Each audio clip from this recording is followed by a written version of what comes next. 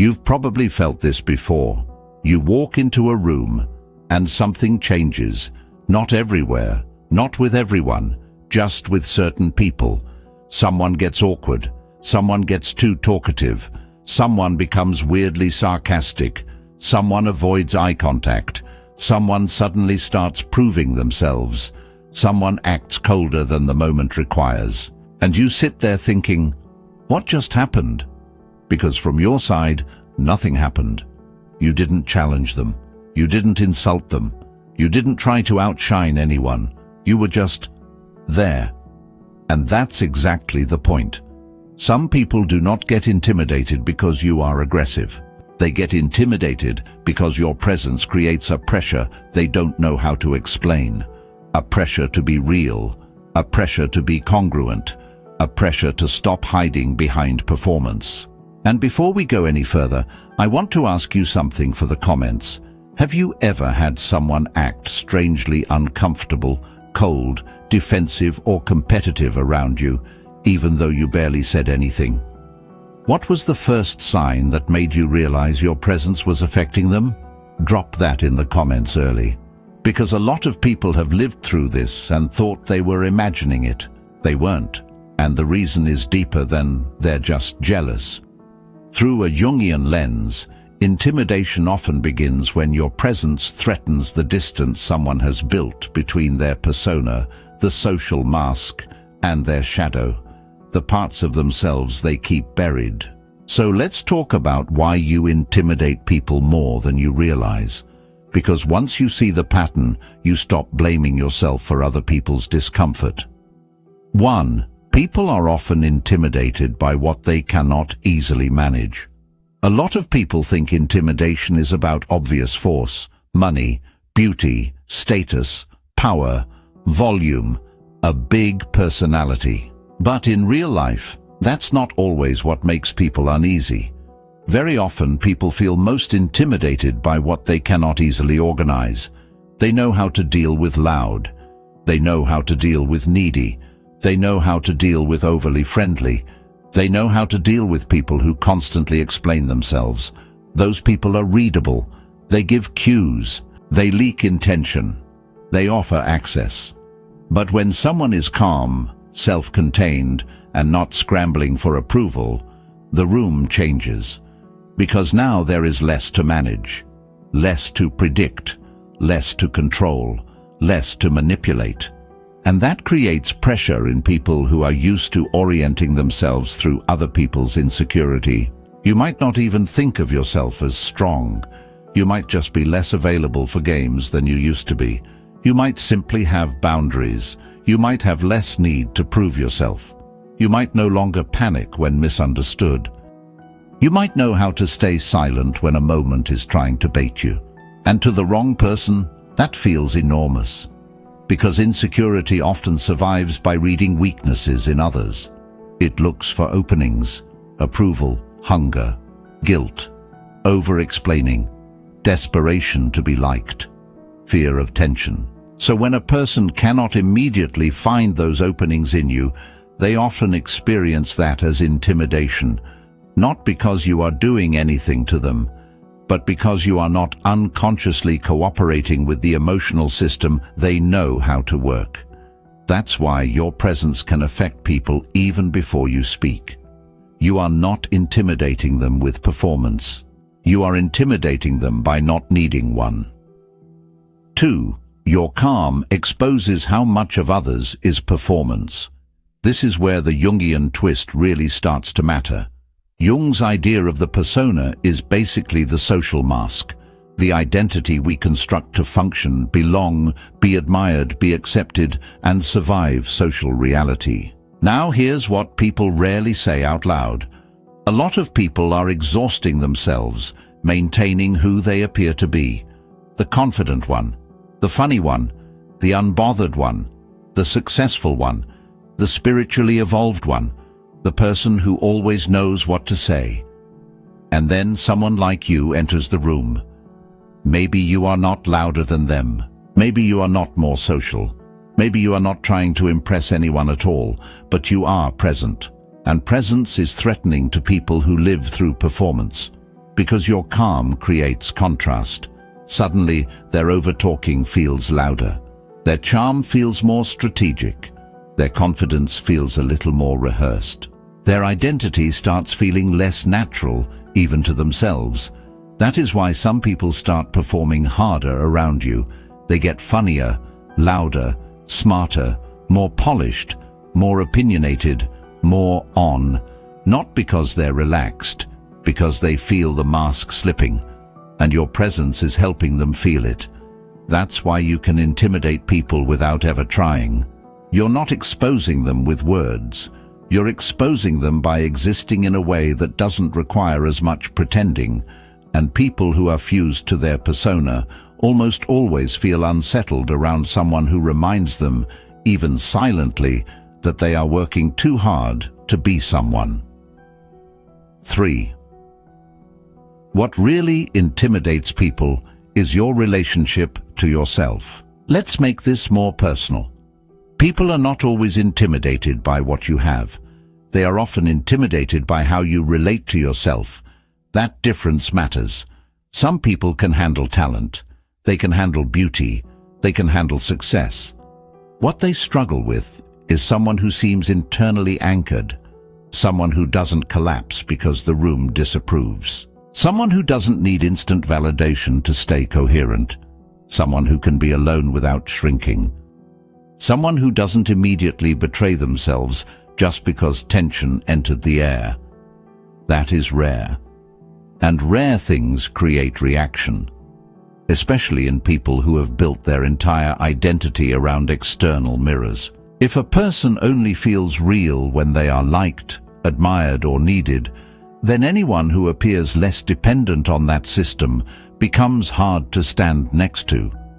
Not because they hate you, because your self-possession exposes the fragility of their self-construction. That's why you may notice certain people acting defensive around your peace. Your peace is not passive to them. It is pressure. It asks questions without asking them out loud. Why are you so restless? Why do you need so much attention? Why are you performing so hard? Why do you keep talking over the silence? Why do you seem bigger on the outside than you feel on the inside? And people do not like being asked those questions by reality, even when reality asks without words. That's why your relationship to yourself can intimidate more than your appearance, intelligence, or achievements ever will. Because the real threat is not what you possess. It's what you no longer beg for. 4. You make certain people feel seen in places they wanted to hide. This is another reason your presence can hit people so hard. Some people feel watched around you, not in a creepy way, in a revealing way, like you notice what they hoped would pass unnoticed. The fake warmth, the controlled smile, the insecurity under the bravado, the resentment under the compliment, the hunger under the confidence, the fear inside the charm. And if you've always had a strong read on people, you've probably felt this. Someone gets uncomfortable around you before you have even said anything important. Why? Because some people can tell when they are not standing in front of someone shallow. They can feel when the usual performance will not fully land. And that creates a very specific kind of intimidation. Not fear of attack, fear of recognition. Jung's idea of the shadow helps here. The shadow is not just bad traits. It includes everything a person pushes out of awareness: shame, dependency, envy, fear, weakness, but also buried strength and unlived parts of the self. And the trouble with shadow is this: people often feel it more strongly in the presence of someone who is inwardly awake. You don't have to call them out. You don't have to accuse them. You don't even have to dislike them. Your presence alone can stir up what they are trying not to meet in themselves. That is why certain people look almost irritated just being near you, because some part of them feels more visible than they want to be. And people who live through masks do not experience visibility as love. They often experience it as danger. 5. You intimidate people when you don't compete, but they still feel you could. There is another layer to this that almost nobody talks about. Some people get intimidated not because you are trying to dominate them, but because you clearly could play the game and simply don't need to. That unsettles them deeply. Anyone can understand overt competition. They can fight it, compare, defend, escalate. But someone who has strength and doesn't need to display it? That's harder. Someone who could argue but doesn't rush to. Someone who could humiliate but chooses not to. Someone who sees more than they say. Someone who has standards but doesn't advertise them. Someone who doesn't need to constantly prove their place in the room. That kind of person makes insecure people nervous, because now there is power without announcement, and power without announcement always feels more dangerous than power that performs itself loudly. Why? Because insecurity likes obviousness. It wants clear cues, clear rankings, clear games, clear ways to position itself. But when someone is strong and unneedy, it creates ambiguity. Now the insecure person has to ask, who are they really? How much do they see? How much could they say if they wanted to? Why don't they need what everyone else seems to need? That unknown is intimidating. And if the person already feels smaller inside, your restraint may feel even more powerful than actual aggression would have. Because restraint suggests possession of self. And nothing threatens insecure people more than someone who is not leaking themselves everywhere. 6. People often call it intimidation, when they really mean, you make me feel myself. Let's be honest, a lot of what gets called intimidation has very little to do with you being threatening. Sometimes it simply means, around you, I become aware of myself in ways I don't enjoy, aware of my insecurity, aware of my performative habits, aware of my comparison, aware of my contradictions, aware of how hard I am trying, aware of how fragile my confidence really is. That's why someone can tell you, you're intimidating, when you were just sitting there quietly. It's not always a statement about your behavior. Sometimes it's a confession about their inner experience. And this is where people get confused. Because they hear you intimidate people and assume it means they are doing something harsh, arrogant, cold, or antisocial. Sometimes that's true, but very often it means something much simpler. You are less available for unconscious social games than most people. That alone will make you feel big to people who are used to relying on those games for stability. You don't gossip the same way. You don't chase attention the same way. You don't scramble to smooth every tension. You don't instantly perform warmth just to prove you're harmless. And insecure people often need others to behave predictably in order to feel safe. So when you don't participate in the usual rituals of self-abandonment, they feel thrown off. Then they name that feeling the only way they can. They call it intimidation. But what they often mean is, I cannot comfortably stay unconscious around you. That's a different thing entirely. 7. This is why some people get cold, competitive, or overly nice around you. Once people feel intimidated, they usually compensate. And the compensation tells you everything.